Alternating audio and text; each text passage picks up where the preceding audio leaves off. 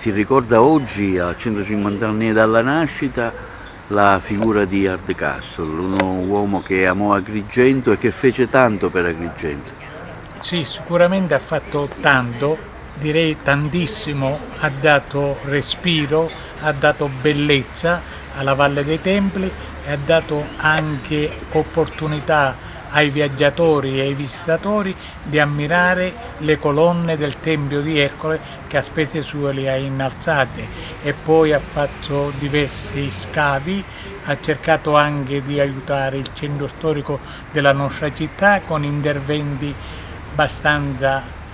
precisi come quelli del Museo Civico, dell'Istituto delle Suore di Sant'Anna e di altre ancora, quindi ha cercato anche di avere una parola a favore del centro storico. Ma quello che di più lui ha lasciato è i lavori basamento del monumento di San Biagio, poi il Tempio di Esculapio, il Tempio di Vulcano e tante altre opere importanti che veramente rappresentano il cuore della nostra valle. Voi lo avete ricordato anche in altri momenti, con altre manifestazioni che avete svolto nella giornata di ieri. L'abbiamo ricordato all'ospedale psichiatrico dove lui morì il 26 giugno del 1933, proprio in un padiglione, l'8° padiglione, e poi siamo stati il pomeriggio al cimitero dove abbiamo deposto delle corone di fiori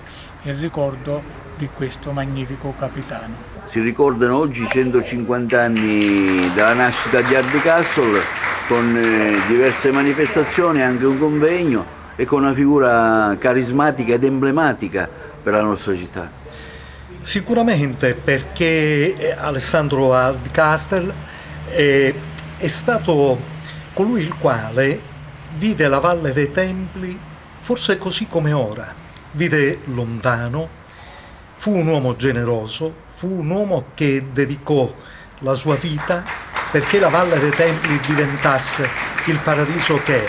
diventasse ancora più bella di quella che è. E impiegò tutti i suoi averi e finanziò tutta una serie di opere importantissime, la più visibile, quella che ha cambiato il panorama della Valle dei Templi stessa, è la erezione delle 8 colonne del Tempio di Ercole. E allora oggi noi rendiamo memoria, rendiamo una corriverenza, un grande ringraziamento a questo grande mecenate, a questo grande cittadino del mondo che amò tanto la nostra Agrigento, che amò tanto la nostra Sicilia, la nostra terra e i siciliani. Il parco oggi vuole ricordare una figura importante per la nostra città nei suoi 150 anni dalla nascita, con diverse iniziative e con questo interessante approfondimento. Sì, un uomo importante che ha dato molto, non solo mecenate, ma un uomo che aveva dentro di sé l'amore e un progetto ambizioso che ha realizzato, cioè ha messo mano a quello che oggi magari è molto facile pensare, ma 100 anni fa non era così facile. Lo ha fatto perché era spinto da questo desiderio meraviglioso, ha dato tanto,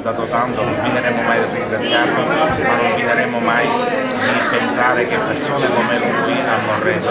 così importante questo nuovo paesaggio, questo paesaggio che poi grazie a lui abbiamo riscoperto e che in parte non era così conosciuto e che oggi ha portato la Valle dei Templi ad essere riconosciuta nel mondo intero. Un apprezzatissimo intervento per ricordare la figura di questo grande uomo che tanto diede ad Agrigento, che è appunto Hardcastle. Sicuramente, e per me che sono un archeologo che ho la fortuna di lavorare negli stessi luoghi che hanno visto protagonista il capitano Alexander Hardcastle, è un momento di grande commozione e sicuramente una grande opportunità per rendergli il tributo di ammirazione, di stima e di profonda gratitudine che tutti tutti quanti dovremmo ovviamente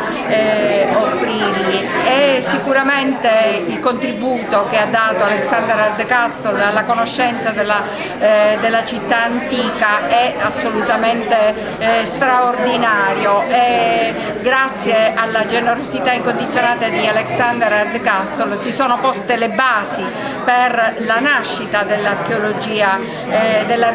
agrigentina, e tutti i suoi interventi a favore della Valle dei Templi, non ultimo diciamo la presenza dell'acqua e della luce o qualunque altra infrastruttura lui abbia agevolato, insomma, ha in qualche maniera aperto il futuro della Valle dei Templi come luogo di fruizione e diciamo poi per la presenza anche del grande pubblico che sarebbe venuto negli anni a seguire.